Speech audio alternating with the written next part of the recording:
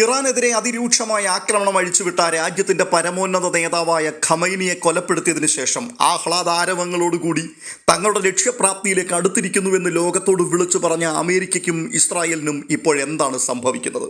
നിമിഷ നേരങ്ങൾക്കുള്ളിൽ ഇറാനെ തങ്ങളുടെ വരുതിയിലാക്കും എന്ന് ലോകത്തോട് വിളിച്ചു പറഞ്ഞ ഡൊണാൾഡ് ട്രംപ് ആകപ്പാടെ അന്തം വിട്ട നിലയിലാണ് ഇപ്പോൾ നിലകൊള്ളുന്നത്. ഇറാനെ തളയ്ക്കുവാൻ കഴിഞ്ഞില്ല എന്ന് മാത്രവുമല്ല, ലോകം മുഴുവൻ ഇപ്പോൾ അമേരിക്കയ്ക്കെതിരെ തിരിയുന്നു എന്നും തോന്നുന്ന രീതിയിൽ ലോകത്തെ മുഴുവൻ ബാധിക്കുന്ന ഒരു വലിയ പ്രശ്നമായി, ഒരു വലിയ ഊർജ പ്രതിസന്ധിയായി ഈ യുദ്ധം മാറിയിരിക്കുകയാണ്. ഇറാൻ തകർന്നു തരിപ്പണമായിരിക്കുന്നു.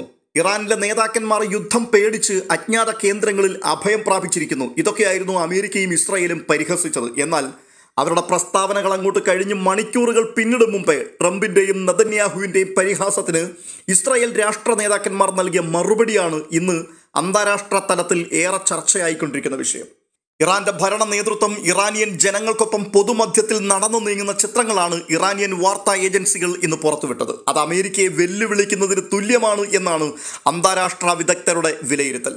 അവിടം കൊണ്ടും കഥ അവസാനിച്ചില്ല. അമേരിക്കയെ വെല്ലുവിളിച്ചുകൊണ്ട് തങ്ങളുടെ ആയുധ ശേഖരത്തിന്റെ ചിത്രവും ഇറാൻ പുറത്തുവിട്ടു. ഞങ്ങളുടെ വജ്രായുധങ്ങൾ ഇനിയും ഞങ്ങൾ പുറത്തെടുത്തിട്ടില്ല, പക്ഷേ വൈകാതെ തന്നെ ഏറ്റവും ശക്തമായ ആയുധങ്ങൾ യുദ്ധത്തിന് വേണ്ടി പുറത്തെടുക്കും എന്ന് ഇറാൻ വ്യക്തമാക്കിയിരിക്കുകയാണ്. ഇറാൻ സൈന്യത്തോട് കീഴടങ്ങുവാനും ആയുധങ്ങൾ ഉപേക്ഷിക്കുവാനും അമേരിക്കൻ പ്രസിഡന്റ് ഡൊണാൾഡ് ട്രംപ് ആവശ്യപ്പെട്ടതിന് തൊട്ടു പിന്നാലെയാണ് ആയുധ ശേഖരത്തിന്റെ ചിത്രങ്ങൾ ഇറാൻ പുറത്തുവിട്ടത്. ട്രംപ് പറഞ്ഞതുപോലെ ആയുധങ്ങൾ ഉപേക്ഷിക്കുവാനുള്ളതല്ല, അത് നിങ്ങൾക്കെതിരെ ഉപയോഗിക്കുവാനുള്ളതാണ് എന്ന് തന്നെ ഇറാൻ വ്യക്തമാക്കിയിരിക്കുകയാണ്. അതേസമയം മറുവശത്ത് ഇറാനെ ലക്ഷ്യമാക്കി കരുത്തുള്ളൊരു സൈന്യത്തെ സർവ്വസന്നാഹങ്ങളോടും കൂടി ട്രംപ് ഇപ്പോൾ അയച്ചിരിക്കുന്നു എന്നുള്ള വാർത്തയും പുറത്തു വരുന്നു. എന്നുവെച്ചാൽ സ്ഥിതിഗതികൾ ഭയാനകവും പ്രവചനാതീതവുമാകുന്നു എന്ന് സാരം. ഇറാനിൽ കരയുദ്ധത്തിന് അമേരിക്ക തയ്യാറെടുക്കുകയാണ് എന്ന് വ്യക്തമാക്കുന്ന വാർത്തകളാണ് അവസാന നിമിഷവും പുറത്തു വരുന്നത്. ഇറാൻ നേതാക്കൾ ഭീരുക്കളെ പോലെ മാളത്തിൽ ഒളിച്ചിരിക്കുകയാണ് എന്നായിരുന്നു അമേരിക്കൻ സൈന്യത്തിന്റെ പ്രധാന സിവിലിയൻ തലവനായ പീറ്റ് ഹെക്സത്ത് നേരത്തെ ആരോപിച്ചിരുന്നത്. ബങ്കറുകളിൽ നിന്നും പുറത്തേക്ക് ഇറങ്ങുവാൻ ഇറാന്റെ നേതാക്കൾക്ക് ഭയമാണ് എന്ന് അദ്ദേഹം ലോകം കേൾക്കെ വിളിച്ചു പറഞ്ഞു. ഈ പരാമർശത്തിന് ശക്തമായ മറുപടിയുമായി റമദാനിലെ അവസാനത്തെ വെള്ളിയാഴ്ച ഖുദ്സ് ദിനമായി ആചരിക്കുന്നതിന്റെ ഭാഗമായ റാലിയിൽ ജനങ്ങൾക്കൊപ്പം പരസ്യമായി ഇറാൻ നേതൃത്വം അണിനിരന്നു. ഇറാൻ പ്രസിഡന്റ് മസൂദ് പെസഷ്കിയാൻ, വിദേശകാര്യമന്ത്രി അബ്ബാസ് അറാഖ്ചി, ദേശീയ സുരക്ഷാ സമിതി മേധാവി അലി ലാരിജാനി എന്നിവർ സൈനിക തലവന്മാർക്കൊപ്പം ടെഹ്റാൻ പട്ടണത്തിലൂടെ നടന്നു നീങ്ങുന്നതിന്റെ ദൃശ്യങ്ങളാണ് ലോകം കണ്ടുകൊണ്ടിരുന്നത്. ആയിരക്കണക്കിന് ജനങ്ങൾ ഖുദ്സ് ദിനാചരണത്തിന്റെ ഭാഗമായി റാലിയിൽ അണിനിരന്നിരുന്നു. ഈ ജനങ്ങൾക്കൊപ്പം അമേരിക്കയ്ക്കും ഇസ്രായേലിനുമെതിരെ മുദ്രാവാക്യം വിളിച്ചും പലസ്തീന് പരസ്യമായി പിന്തുണ പ്രഖ്യാപിച്ചും പെസഷ്കിയാനും സംഘവും മാർച്ച് ചെയ്യുന്ന കാഴ്ച ഇറാനിയൻ ടെലിവിഷൻ ലോകത്തിന് കാട്ടിക്കൊടുത്തു. അതുമാത്രവുമല്ല, അമേരിക്കയെ പരിഹസിച്ചുകൊണ്ട് ഒരു പ്രസ്താവനയും അലി ലാരിജാനി നടത്തി. മിസ്റ്റർ ഹെക്സത്ത്, ഞങ്ങളുടെ നേതാക്കൾ ഇപ്പോഴും എപ്പോഴും ജനങ്ങൾക്ക് നടുവിൽ തന്നെയാണ്. പക്ഷേ നിങ്ങളുടെ നേതാക്കളോ? അവരിപ്പോഴും എപ്സ്റ്റൈൻ ദ്വീപിലാണ്. അതെ, പുച്ഛവും പരിഹാസവും കലർന്ന ശക്തമായ മറുപടി. ലാരിജാനി ജനങ്ങളുമായി സംസാരിക്കുന്നതിന്റെയും മാധ്യമങ്ങളോട് സംസാരിക്കുന്നതിന്റെയും വീഡിയോ അടക്കം അദ്ദേഹം തന്നെ പുറത്തുവിടുകയുണ്ടായി. ഒപ്പം ഇറാന്റെ ജുഡീഷ്യറി തലവനായ ഗൊലാം ഹുസൈൻ മൊക്സാനി ഇജയും മാധ്യമങ്ങളോട് സംസാരിക്കുന്ന ദൃശ്യങ്ങൾ പുറത്തു വന്നു.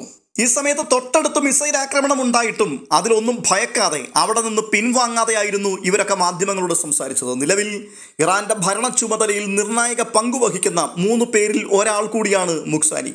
എന്നാൽ ഈ സമയങ്ങളിലൊന്നും ഇറാന്റെ പരമോന്നത നേതാവായ മുജ്തബ ഖമനയി പൊതുയിടങ്ങളിൽ പ്രത്യക്ഷപ്പെട്ടില്ല എന്നത് ശ്രദ്ധേയമായിരുന്നു. അദ്ദേഹം പരിക്കേറ്റ് ചികിത്സയിൽ തുടരുകയാണ് എന്ന് ഇറാൻ തന്നെ സ്ഥിരീകരിച്ചിരുന്നു. എന്നാൽ മുജ്തബയ്ക്ക് സാരമായ പരിക്കേറ്റുവെന്നും അംഗവൈകല്യം സംഭവിച്ചു എന്നുമാണ് US വാർ സെക്രട്ടറി പീറ്റ് ഹെക്സത്തിന്റെ പ്രതികരണം. ഇറാന്റെ പരമോന്നത നേതാവ് മുജ്തബ ഖമനയെയും മുതിർന്ന ഉദ്യോഗസ്ഥരെയും കുറിച്ച് വിവരങ്ങൾ കൈമാറുന്നവർക്ക് അമേരിക്ക വൻ തുകയാണ് പാരിതോഷികമായി പ്രഖ്യാപിച്ചിരിക്കുന്നത്. മുജ്തബ അടക്കം മുതിർന്ന ഇറാനിയൻ സൈനിക രഹസ്യാന്വേഷണ ഉദ്യോഗസ്ഥരെ കുറിച്ചുള്ള വിവരങ്ങൾ നൽകുന്നവർക്ക് 10 ലക്ഷം അമേരിക്കൻ ഡോളറാണ് വാഗ്ദാനം.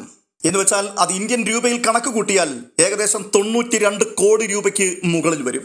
ഏറ്റവും രസകരമായ വസ്തുത, അമേരിക്കയുടെ ഈ വാഗ്ദാനം വന്ന് തൊട്ടടുത്ത നിമിഷം തന്നെയാണ് അലി ലാരിജാനിയും അറാഖ്ചിയും പെസഷ്കിയാനും അടക്കമുള്ള നേതാക്കൾ പൊതുമധ്യത്തിൽ പ്രത്യക്ഷപ്പെട്ടതിന്റെ ദൃശ്യങ്ങൾ മാധ്യമങ്ങൾ പുറത്തു കൊണ്ടുവന്നത്. US സ്റ്റേറ്റ് ഡിപ്പാർട്ട്മെന്റാണ് ഇറാനി നേതൃത്വത്തിന്റെ തലയ്ക്ക് വിലയിട്ടിരിക്കുന്നത്. ഇതേസമയം തന്നെ അമേരിക്കയ്ക്കും ഇസ്രായേലിനും ശക്തമായ മറുപടി നൽകുന്നതിന് അതീവ വിനാശകാരികളായ ഡ്രോണുകളുടെ ഒരു വലിയ ശേഖരം തന്നെ ഇറാൻ തയ്യാറാക്കിയിട്ടുണ്ട്. സൂയിസൈഡ് നേവൽ ഡ്രോണുകളുടെ ഒരു വലിയ ശേഖരം ഇന്നലെ ഇറാൻ പുറത്തിറക്കി. കൂടാതെ ഇറാനിലെ തങ്ങളുടെ ഭൂഗർഭ മിസൈൽ നഗരങ്ങളിൽ നിന്നുള്ള ദൃശ്യങ്ങളും അവർ പുറത്തുവിട്ടു. ഹോർമൂസ് കടലിടുക്ക് കടക്കുന്ന കപ്പലുകളെ തകർക്കുവാൻ നൂറുകണക്കിന് ഡ്രോണുകളും ബോട്ടുകളും വിന്യസിച്ചതായി ഇറാൻ പുറത്തുവിട്ട വീഡിയോയിൽ വ്യക്തമാണ്.